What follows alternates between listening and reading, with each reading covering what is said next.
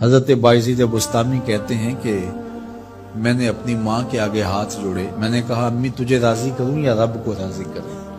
تو اپنے حق مجھے معاف کر دے، اللہ کو میں راضی کر لیتا۔ ماں نے کہا جاؤ پتر میں اجازت دیتی ہوں۔ گئے جنگلوں میں ذکر و فکر میں لگے رہے، تنہائی میں اس کو یاد کرتے رہے، دن رات ذکر کے چراغ روشن رکھے۔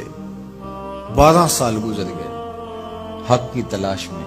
ایک دن واپس بستام کے قریب سے گزر رہے تھے، خیال آیا چلتے چلتے ماں کو سلام کر جاؤں۔ دروازے کو دستک دینے لگے تو اس خیال نے ہاتھ روک لیا کہ ساری زندگی ماں کو سکھ تو دیا کوئی نہیں، اب دکھ بھی کیوں دینے لگے؟ رات کا ایک پہر بیت گیا ہے، سردیوں کی لمبی رات ہے، ماں بستر میں لیٹی ہوگی، تیرے لیے اٹھے گی، دروازہ کھولے گی۔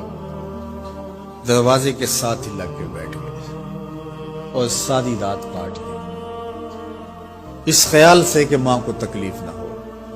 جب سحری کا وقت ہوا تو اندر سے جو نالی آتی تھی اس نالی سے پانی آیا، سمجھ گئے میری ماں تہجد کے لیے اٹھی ہے اور وضو کا پانی ہے، تو فوراً دروازے پہ دستک دی۔ اندر سے آواز آئی بیٹا بایزید میں ابھی آئی۔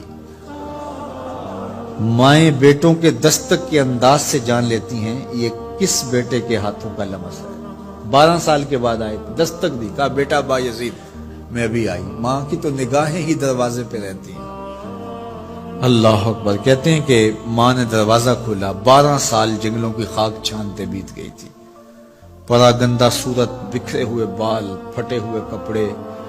میری ماں کی جب نگاہ میرے پہ پڑی تو اس کی چشمان سے موٹے موٹے آنسو ٹپکنے لگے اور اس نے ایسے ہاتھ پھیلا کے کہا مالک میرا بیٹا بایزید تیری طلب میں نکلا تھا، تو نے ابھی تک اسے اپنا قرب نہیں دیا؟ حضرت بایزید بستامی کہتے ہیں 12 سال کی ریاستوں سے جو کچھ نہیں ملا تھا ماں کے اٹھے ہوئے ہاتھوں سے مل گیا۔ میں نے کہا مالک میں تجھے کہاں ڈھونڈ رہا ہوں، تو کہاں موجود ہے؟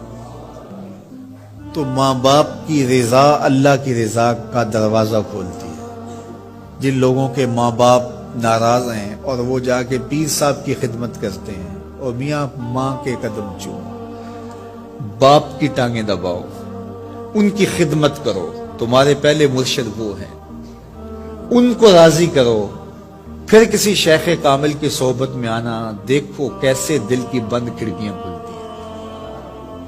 ایک مرشد تو ناراض کر آئے اور دوسرے مرشد سے تمہیں کیا ملے گا؟ تو راستہ یہیں سے کھلے گا۔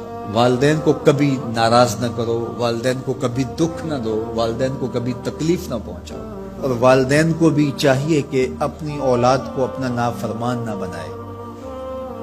ایک بزرگ فرماتے ہیں کہ مجھے برابر 30 سال ہو گئے ہیں کہ میں اپنی اولاد کو کوئی حکم ہی نہیں دیا، کوئی حکم نہیں دیا۔ کوئی چیز مجھے چاہیے بھی ہوتی ہے تو میں بصیغہ امر نہیں کہتا، بلکہ ایسی بات کرتا ہوں، پانی چاہیے تو یہ نہیں کہتا بیٹا پانی لے کر آؤ، میں ویسے کہتا ہوں پیاس لگی ہوئی ہے، تو اگر وہ سمجھ جائے اور وہ خود لے آئے تو اچھی بات ہے، لیکن اگر وہ نہ لائے تو میں نے اس کو حکم ہی نہیں دیا، امر ہی نہیں کیا، تو اس امر کی مخالفت ہی لازم نہیں آئے گی۔ تو کہا 30 سال برابر گزر گئے ہیں، میں نے اپنی اولاد کو حکم نہیں دیا کہ کہیں وہ میری نافرمان نہ ہو جائے، کیونکہ اگر وہ نافرمان ہو گئی پلے کچھ نہیں رہے گا۔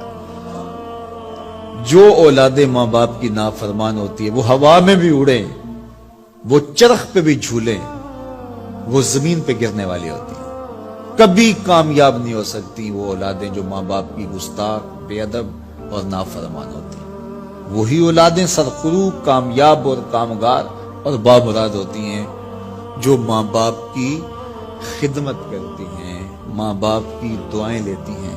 وہ ایک بچہ ماں باپ کے پاؤں دبا رہا تھا تو ایک بچہ ایک بر اعظم میں، دوسرے بر اعظم میں، تیسرے بر اعظم میں بڑے بڑے کاروبار کر رہا تھا۔ تو کوئی اس کا دوست ملنے آیا، اس نے کہا کہ اس نکمے کو بھی کہیں بھیج دو، فلاں جو ہے وہ یورپ میں ہے، فلاں امریکہ میں ہے، وہاں اتنی بڑی کمپنی اس نے کھولی ہوئی ہے، اس نکمے کو یہاں بٹھایا، اس کو بھیج دو، یہ تو نکمہ کسی کام کا نہیں۔ کہا یہ نکمہ ہی تو میرے کام آ رہا ہے، کہ نکمہ ہی تو میرے کام آ رہا ہے۔ تو اولاد خوش نصیب ہے کہ اپنے